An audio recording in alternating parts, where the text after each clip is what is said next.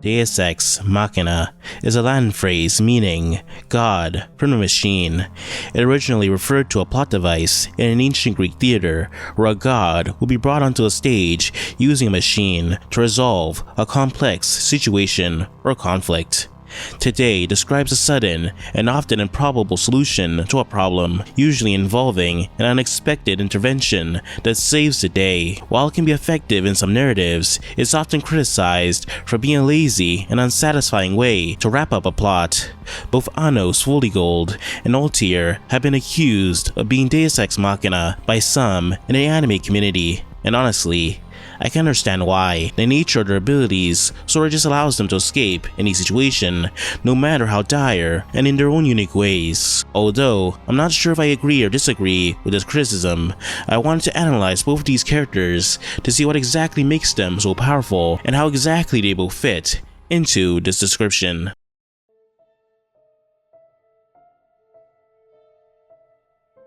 What is a Demon King? Is it power, a title, authority, a position? It's none of them. I am simply me. To completely annihilate those subordinates who rise up and rebel against this me, no matter their destiny or providence is. That is what a Demon King is. 2 millennia ago, in a past life, Anos was left without a family. His mother was murdered while pregnant, and he emerged into the world amidst tragedy, an experience that haunted him forever. Anos became one of the first Demon Kings, who reigned over the infernal realm and became involved in the conflict with humans and other races. Throughout the conflict, Anos faced numerous foes, ultimately crossing paths with a hero Cannon on the battlefield. Their clash was fierce. Cannon managed to land a few significant blows, yet Anos obliterated nearly all of Cannon's 7 sources of power, forcing him to withdraw. As the Great War unfolded, their encounters continued, fostering a silent admiration for one another's strength and resolve. As a brutal war between humans, spirits, gods, and demons dragged on, Anos grew weary of the unending violence. He believed that true peace could only be achieved by isolating the 4 races, allowing them to heal old wounds. To this end, he forged an alliance with Cannon, the great spirit Reno, and the goddess of creation. He welcomed them to his castle and made the ultimate sacrifice, channeling his life force into a powerful spell, vowing to return after 2,000 years. Well, he did return, and things weren't a whole lot better. あなた見て、私たちの赤ちゃん。ああ。よし。お前の名前はアノス・ボルディゴードだ。 Not only that, there's an individual walking around using his name for fame and the love of the game. Anos will now have to prove his own skills once again to remind people who Daddy is. Anos is an incredibly powerful demon, reincarnated from a legendary demon king of tyranny, who was feared over 2,000 years ago. As a demon, one of his biggest advantages is his immortal body. He can survive even having his heart crushed. Anos possesses a unique ability to reform his body using his source, a concept that transcends the physical body, mind, and soul. As long as his source is intact, he can revive himself, making him virtually indestructible. He can even reform his body in just 3 seconds after death. Anos' power level is simply absurd. His attack potency can reach universal levels, especially when faced with destruction, allowing him to defy seemingly impossible odds. For instance, he can cast multiple instances of Egi Drone and Groa simultaneously, with each spell carrying enough power to destroy the world. In terms of strength, Anos can move celestial bodies, like when he moved the moon to create a solar eclipse. He once supported the ceiling of the collapsing underworld by creating a pillar of pure magic. Just the sounds of his heartbeat could obliterate his opponents. Anos Voldigoad is a force to be reckoned with, boasting an impressive range of powers that makes him an unrivaled adversary. adversary. He can manipulate time, allowing him to rewind events and effectively giving him second chances in critical moments. This ability helped him defeat a literal god of time who could shake the very foundations of space-time. Anos also excels in psychological warfare. With his mind manipulation abilities, he can inflict deep mental scars by trapping victims in a nightmarish reality using spells like Nednelius, which create cursed collars that bind them to endless torment. This power can even turn the strongest foes into mere shadows of their former selves, haunted by their own nightmares. He can duplicate himself, creating exact replicas to confuse and disorient enemies. This is enhanced by his body puppetry abilities, which lets him control others' bodies through compelling magic. Just his presence can instill overwhelming fear in adversaries. To bolster his forces, Anos can utilize blood manipulation to create subordinates of his own essence, and his creation magic further enhances his versatility. He employs power nullification to render enemies powerless against his might, while Existence Erasure allows him to remove opponents from reality entirely, leaving no trace behind. He has several spells which allows him to resurrect anyone killed in battle. With mastery over elemental forces, he can summon storms, cause earthquakes, and manipulate the very fabric of existence itself. One of the more unique powers Anos has is All Creation Hand, a spell that allows the user to overcome distance, pulling any object into their grasp, no matter how far away it is. So you could simply just grab and instantly pull in something like a neutron star from thousands of light years away. The user isn't restricted to the use of just their hands either. Anos also possesses the magic eyes of destruction. These eyes possess the power to completely annihilate anything within Anos' view, whether it's physical objects, magic abilities, or even a person's consciousness, completely vaporizing them from the world. They also have the ability to induce a deep sleep that can last for a full day. Moreover, they can react instinctively, nullifying any force that tries to influence or harm Anos. One of Anos' most powerful abilities is the sword Venzudona, which possesses the ability to obliterate anything, regardless of how indestructible, infinite, or timeless it may be. Even concepts like reason can be undone by the world. It can strip away the immortality of divine beings and stop their ability to regenerate. Spells and magical abilities stand no chance, as the sword can completely erase them. By disrupting the natural laws of reality, Venzudona can strike targets without needing to make physical contact. The sword isn't just limited to combat either. It can even manipulate outcomes in everyday situations, such as turning wrong answers on a test into correct ones. Honestly, it's tough to capture all of Anos' feats and abilities. They're almost endless. He's faster than light, stronger than planets, more powerful than gods, more durable than galaxies, and has endurance surpassing the age of the universe. It's strange how anyone in this story even dares to fight him. I could never really make a full video about him, because the sheer number of his powers would stretch this to an hour long.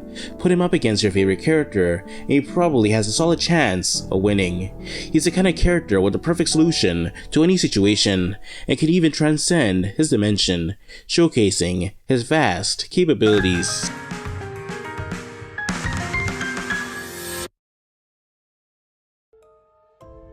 Passion and despair, bad wishes and good wishes, they're all contained in that moment, and then the story takes root in someone's heart and changes that person's world. Altair is a character born out of imagination, but left adrift in the void.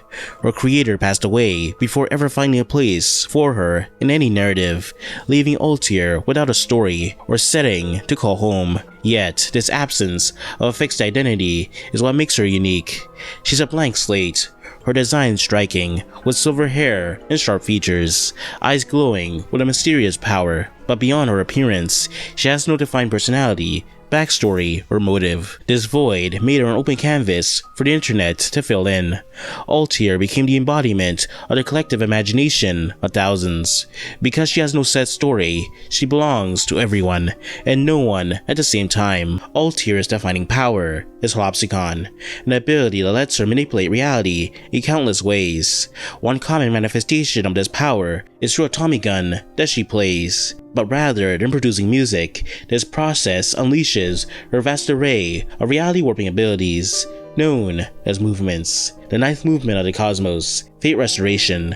This ability lets Altair erase any entity, physical or otherwise, from existence, even if it resides in a story. She used it to eliminate enemies, mechs, and spirits alike, and its range spans the entire universe, making anything vanish in an instant. The 3rd movement of the cosmos, Representation Exposition. With this power, Altair can rewrite elements of stories, altering the nature of weapons, or even taking control of other characters' bodies. A frequent use of this is turning enemies or attacks into flower petals.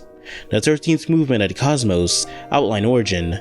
This ability resets beings to their original form as they were at the beginning of their stories. Any powers, abilities, memories, or traits they gain later are wiped away. The 20th movement of the cosmos, Factor Mimic. Altair can create a clone of her opponents completely with their abilities and physical traits, which she can then control remotely. The 4th movement of the cosmos, the Vicissitude of Fortune. This ability renders Altair invincible by reversing cause and effect. Any attack aimed at her is reflected back, damaging the attacker instead. The 23rd movement of the cosmos, Fate Reconstruction. Altair can alter fate itself, changing predetermined events such as death. This power allows her to rewrite the fates of entire stories, as evidenced by her ability to intervene in different narratives and change their course. These abilities are just a fraction of what Holopsicon offers. A notable power is her telekinetic powers over swords, which can fire at high speeds. Beyond that, Altair can summon force fields, characters from any story, and peer into distant places using her clairvoyance. She instantly grasps and analyzes any ability she encounters, can teleport anywhere at will, and hijack her opponent's body after immobilizing them. The more you attack her, the more resistant she becomes to your powers. Altair is also immune to conceptual erasure, and has the ability to leave the universe entirely or even create her own. Despite this, Holopsicon's full capabilities remain a mystery. Altair potentially has hundreds, if not thousands of powers at her disposal. This is because she's technically fanfiction, without an established origin in any form of media. Unlike most fictional characters who are bound by specific rules and power systems, Altair is free from those constraints. With no set abilities, fans are able to continuously add new powers, weapons, or lore to her character. Altair's powers expands with every new fan contribution and interpretation, gaining more and more traits. This means her powers are only limited by the creativity of those who contribute to her mythology, make her an unstoppable force whose abilities know no bounds. Now, are Anos and Altair Deus Ex Machina? I mean, yes, but also no. Anos is sorta meant to be an incredibly broken character. He exists in a world with gods and heroes who can easily destroy creation. He's meant as a sort of counter to them, a man who can outwit and overpower beings who couldn't care less about others. Altair, on the other hand, is meant to be an unstoppable villain in her story. Because of her nature of not belonging to any story, it means there are countless interpretations of her in media, leading to countless powers. Sure, they can both get out of any and most situations with ease, but who really cares? Demon King Academy is meant to be a fun power fantasy, and Recreators is supposed to be a heartfelt and tragic story about how we treat our creations. But some of you will ask, who would win? Well, I don't actually know. Anos has barely shown his full potential, and Altair has almost infinite abilities. Anos could easily win with his plethora of abilities, all of which can manipulate reality. But if you had to personally ask me, I'd actually argue that Altair would win. This is due to her nature. Think about it. If I went on a forum and said, Altair has the ability to beat Anos Voldigoad. She can literally counter anything he doesn't. It doesn't matter how many hacks or feats he has, she'll counter them all. And then, if I got a good chunk of her fanbase to believe and accept this piece of lore as a fact, Altair would gain this ability, essentially making her the ultimate weapon against Anos, no matter what he does. But that's just my opinion. What do you guys think?